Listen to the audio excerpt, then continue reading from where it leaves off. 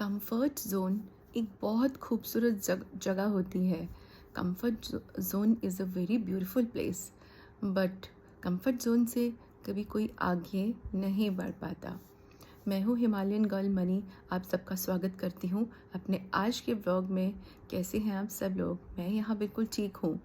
और आप सब लोग कैसे हैं? आशा करती हूँ कि आप सब में से हर कोई एक एक इंसान अपने घर में बहुत अच्छा होगा। तो आज बात हो रही है कंफर्ट ज़ोन की। कंफर्ट ज़ोन एक ऐसी चीज़ है, एक ऐसी जगह है जो हर इंसान के पास होती है, हर इंसान की लाइफ में आती है। बट उसकी रियलिटी ये है कि कंफर्ट ज़ोन कभी किसी को आगे नहीं बढ़ने देती। वो एक बहुत सुंदर जगह होती है जिसमें कोई रिस्क नहीं होता, रिस्क फ्री प्लेस होती है। मगर कंफर्ट ज़ोन जो है वो हमें एक्शन या वर्क ज़ोन में जाने नहीं देती है। तो करते हैं बात एक ऐसे बाज की। We talk about a bird falcon. एक ऐसे फैल्कन की बात करते हैं। आगे आपको पता चलेगा कि क्या बात हो रही है। तो एक राजा थे। एक राजा थे, वो बहुत शौकीन थे। A very fond of kind of person. He was very very fond of many things. He was like a collector. एक राजा थे जो कि कलेक्टर की तरह थे और वो बहुत सारी चीज़ें कलेक्ट करते थे। तो एक दूसरे देश का राजा उनसे मिलने के लिए आया और एक बहुत सुंदर बाज के दो बच्चों का एक पैर लेके आया। बाज इज़ कॉल्ड फैल्कन। बाज इज़ अ हिंदी वर्ड। बाज एक बर्ड होता है और फैल्कन जिसकी इंग्लिश है, और फैल्कन भी एक, ये इस तरह के बर्ड्स होते हैं जो कि बहुत बहुत वर्ल्ड में सबसे फास्टेस्ट माने जाते हैं शिकार करने के लिए। और ये बहुत ऊंची उड़ान भरते हैं, बहुत ज़्यादा, करीबन ये 500 किलोमीटर पर आवर की स्पीड से।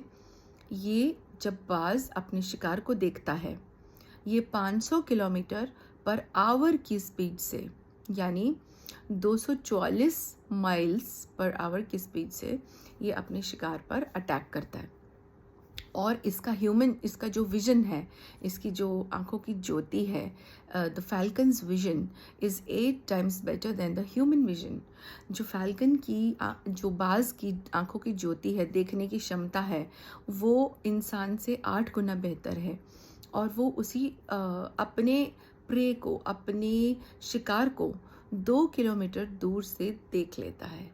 अब वो क्यों देखता है वो तो टेक्निकल फैक्ट्स हैं, लेकिन बाज जो है वो बहुत बहुत speedy aerodynamic kind of bird होता है और इसके पास बहुत तेज़ तीव्र ज्योति होती है और ये बहुत फास्ट होता है प्रे कैचिंग में।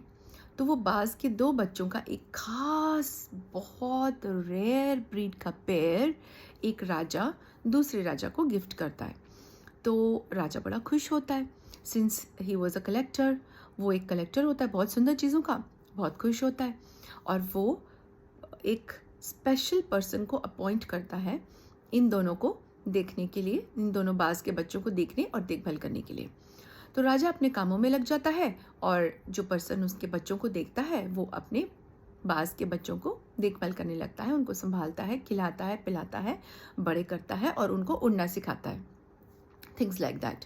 सो कुछ दिन के बाद राजा सोचते हैं चलो मैं देख के आता हूँ कि बाज के बच्चों का क्या हुआ, अब तो बड़े हो गए होंगे, ग्रोथ हो गई होगी। तो जी ये जाते हैं अपने वो भैया के पास जो बंदा इन्होंने रखा होता है बाज को पालने के लिए। उनसे बोलता है कि बाज दिखाओ। बाज आते हैं बाहर, बाज बहुत सुंदर होते हैं, बहुत ही अच्छे दिखने लग गए होते हैं। और वो उनको बोलता है कि अब आप इनको इंस्ट्रक्ट करो कि ये बाज उड़े। Let please instruct the falcons to take a flight. तो फैल्कन्स को वो इंस्ट्रक्ट करता है फ्लाइट लेने के लिए। एंड उसमें वो क्या डिफरेंस देखता है कि एक बाज उसकी इंस्ट्रक्शन लेके ऊपर उड़ जाता है और जो दूसरा बाज है वो बिल्कुल नहीं उड़ता, बहुत कम उड़ता है। वो छोटा सा उड़ता है और उसके बाद एक डाल पे जाके बैठ जाता है, एक ट्री की ब्रांच पे जाके बैठ जाता है। फिर वो दोबारा उड़ता है और फिर वो ट्री की दूसरी ब्रांच पर जाके बैठ जाता है। वो बहुत छोटी सी फ्लाइट लेता है और एक ब्रांच पे बैठ जाता है। फिर वो बहुत छोटी सी दोबारा फ्लाइट लेता है और दोबारा ब्रांच पे बैठ जाता है, पेड़ की डाली पर।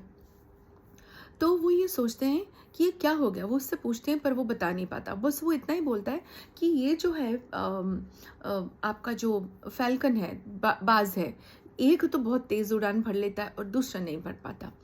राजा अपने राज्य में आते ही अनाउंसमेंट करवा देता है कि जो भी मेरे इस बाज के बच्चे को ऊंची फ्लाइट करना सिखाएगा उसको बहुत सारा इनाम और पुरस्कार दिया जाएगा। He will be rewarded. तो बहुत सारे लोग आते हैं, पंडित आते हैं, ज्ञानी आते हैं, साइंटिस्ट्स आते हैं, मगर वो उसको ट्रेन करते हैं फ़ैल्कन को, बाज को, लेकिन उसको ऊंची उड़ान नहीं भरवा सकते। तो सब लोग हताश होकर बैठ जाते हैं। ये एक चिंता का विषय बन जाता है, since this is the factor for the Kings sad attention. ये चीज़ राजा की एक सैड अटेंशन के लिए एक फैक्टर बन जाता है। तो राजा जो है नाराज़, मतलब दुखी मन से बैठा हुआ होता है। एक दिन क्या होता है, एक किसान आता है और वो कुछ ऐसा करता है गार्डन में कि वो दूसरा जो बाज का बच्चा है, जो फ़ैल्कन का जो सेकंड चाइल्ड है, वो भी बहुत ऊंचा उड़ जाता है। तो फटाफट कोई भागते हुए राजमहल में आता है और राजा को बताता है कि सेकंड बाज का बच्चा, जो कि कभी ज़्यादा नहीं उड़ता था, उसने फ़्लाइट ले ली है। तो जी ये कैसा हुआ? वो राजा भागा भागा अपने गार्डन में जाता है और किसान से मिलता है। किसान उसको पूछता है, तूने क्या किया? किसान बोलता है, राजा जी मैंने कुछ नहीं किया, मैंने सिर्फ जिस डाल पर मैंने इसको देखा कि ये बार बार उड़ता है, एक डाल पे आके बैठ जाता है, फिर थोड़ा सा उड़ता है, एक डाल पर आके बैठ जाता है, मैंने वो डाल के पास गया और उसकी वो डाल मैंने काट दी। So I went to that branch, मैं उस ब्रांच तक गया and cut and chop that branch from that tree. तो और वो ये उड़ने लग गया। तो यही हमारे साथ भी होता है। हम लोग कभी किसी शहर से, किसी ऑर्गेनाइजेशन से, किसी ऑफिस से इतना अटैच हो जाते हैं कि अपने पोटेंशियल को पहचान नहीं पाते, अपने ग्रोथ फैक्टर को इंक्रीज़ नहीं कर पाते, क्योंकि वो हमारे लिए वो जॉब या वो शहर या वो ऑर्गेनाइजेशन या वो ऑफिस का एक रूम हमारे लिए बहुत कंफर्टेबल होता है। तो the whole crux of the story is कि हमें अपनी कंफर्ट जोन से बाहर निकलना है। अगर if we want to go in our growth zone, we have to omit, delete and remove our comfort zone. अगर हम सबको सफलता की ओर जाना है, किसी भी तरह की सफलता की ओर, तो हमें अपनी कंफर्ट जोन को ब्रेक करना होगा, हमें अपनी कंफर्ट जोन को छोड़ना होगा, तभी हम आगे ग्रो कर पाएंगे।